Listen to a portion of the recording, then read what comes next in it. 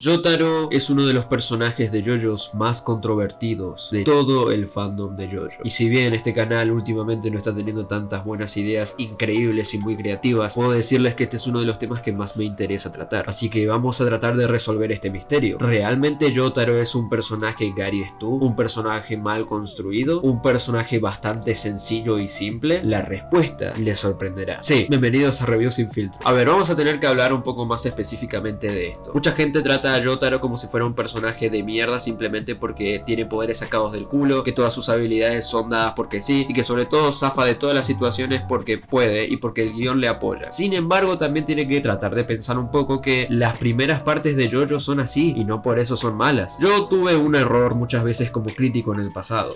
Siempre trataba de pensar que una serie profunda, perfecta y demasiado bien organizada y esquematizada era lo que debía buscar cada autor. Una serie profunda era la meta de todo autor, y eso fue uno de mis mayores errores, ya que olvidé completamente el trasfondo de lo que era en sí crear algo entretenido, crear algo bueno. No necesariamente algo profundo y demasiado latoso es algo bueno, porque puedes tener personajes, no sé, demasiado bien construidos, puedes tener una historia bastante interesante en sí, pero si tu trama es aburrida y si lo que sucede, por más profundo que sea, no llama la atención, entonces inevitablemente e irremediablemente tu obra no es lo suficientemente buena. En cambio, si tenés algo mucho más simple, más directo y más llegando al punto, siendo que es algo más divertido de ver, entonces literalmente tenés una buena obra, porque lo que uno busca en sí es crear una historia entretenida, algo que pueda atrapar al espectador. Cuando logras eso, es que tu historia realmente logra su objetivo. Puede tener miles de fallos de guión, puede ser terriblemente mala, pero eso no le quita de que puede llegar a ser muy entretenida y a su vez disfrutable. Vamos a ver la parte 3. La parte 3 de JoJo's no es profunda, es más, podría decir que es una de las partes menos profundas de toda la obra si no estuviera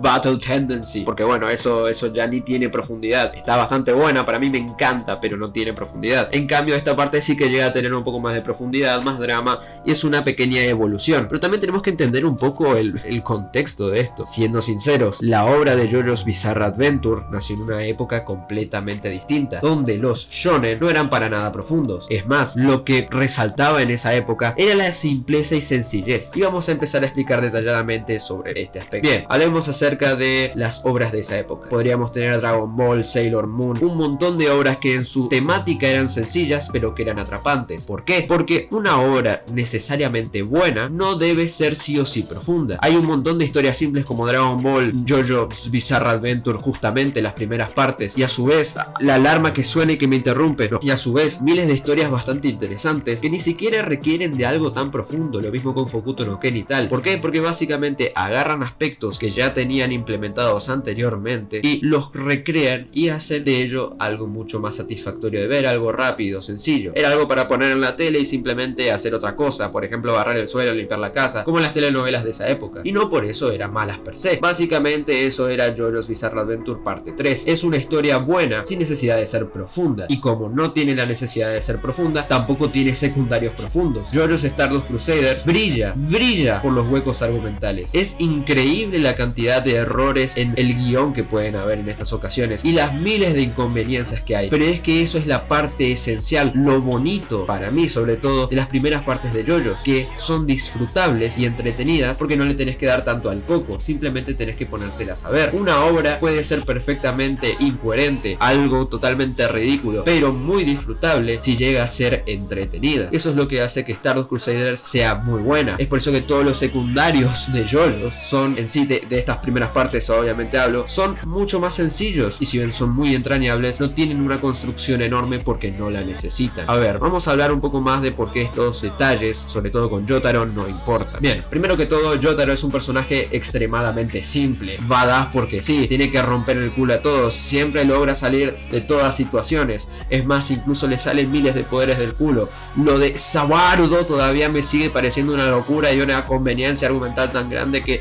hasta me parece ridículo, y esa creo que es parte de la esencia de JoJo's, que son cosas tan ridículas y sin hilar que son muy disfrutables. Jotaro es un personaje que funciona en su obra porque la obra y la trama que lo rodea en sí es sencilla. Jotaro no necesita ser un personaje súper profundo con una construcción enorme para entender que básicamente todo lo que hizo fue por una razón. Tiene un objetivo sencillo y tiene una meta sencilla. Ese transcurso es lo que le da vida a Stardust Crusader. Además podemos hablar un poco más a fondo de lo que es Jotaro, pero antes de seguir hablando más a fondo de ello, yo, deja tu like y suscríbete, porque la verdad estos videos pues están un alma de hacer, no es solamente ponerle a grabar, hijo de puta. Pero bueno, continuando, Jotaro es un personaje que realmente no necesita de una construcción fuerte, como dije. Imagínate que fuera, no sé, un personaje extremadamente profundo y latoso como Shinji Ikari, que no se quiere subir a Eva, el muy hijo de puta. Literalmente, la obra de JoJo's Bizarre Adventure Stardust Crusader sería extremadamente contrastante, aburrida, no tendría sentido, tendrías que detenerse la trama constantemente para desarrollar un personaje, cuando vos no venís a ver eso, vos venís a ver literalmente fantasmitas matándose entre sí, y eso es lo que te da la parte 3. Vamos a hablar más que nada de los secundarios ahora un poco para tratar de redondear esta parte. Y sí, gran parte de la serie es muy buena también por sus secundarios, y hablo de todas las partes en general, y una buena parte de JoJo's debe tener buenos secundarios, eso es algo fundamental, al igual que un buen villano. Y la parte 3 tiene uno de los mejores elencos de secundarios, tan solo siendo sobrepasados por las 5, pero bueno, eso es otra cosa que no debemos seguir tocando. Vamos a explicarnos y explayarnos un poco más en estos personajes. Pornalev tiene una construcción sencilla pero útil, una razón bastante buena, y además luego se queda porque bueno, les cayeron bien los personajes y tal. Es un buen personaje y tiene una construcción un poco más profunda que el resto, pero no deja de ser sencilla, y no por ello es un mal personaje. Abdol fue uno de los personajes más desaprovechados en mi opinión, tristemente, pero aún así cumple su función de ser una especie de guía para el grupo. Lo mismo con Joseph, que ya siendo un protagonista anterior, luego lo vemos mucho más maduro y tal, pero bueno, sigue siendo Joseph en cierta forma, y tiene una personalidad bastante bien construida. Tampoco requiere tanta profundidad, es un buen personaje, alguien que acompaña y además sirve como alivio cómico. Kakyoin también tiene sus razones, aunque bueno, la verdad desconocemos mucho más de él y por qué los trata de acompañar, pero aún así no deja de ser un gran personaje. Lo tenemos que recalcar muchas veces porque este personaje fue también uno de los motores de las mejores apariciones y momentos de toda Stardust Crusaders. Así que vamos a tratar de dar una conclusión a este tema. Jotaro no necesita ser un personaje profundo, ni siquiera necesita ser en sí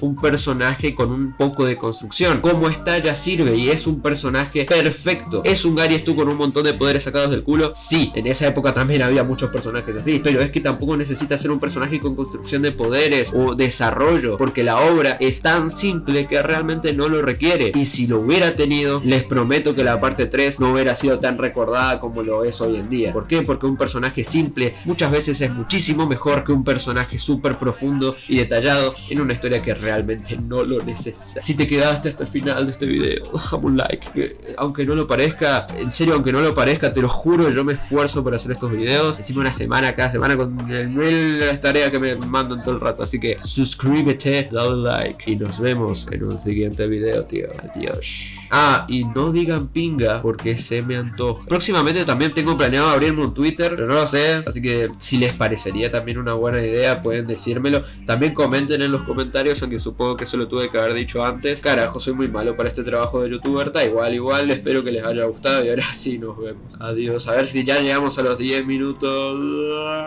Sí.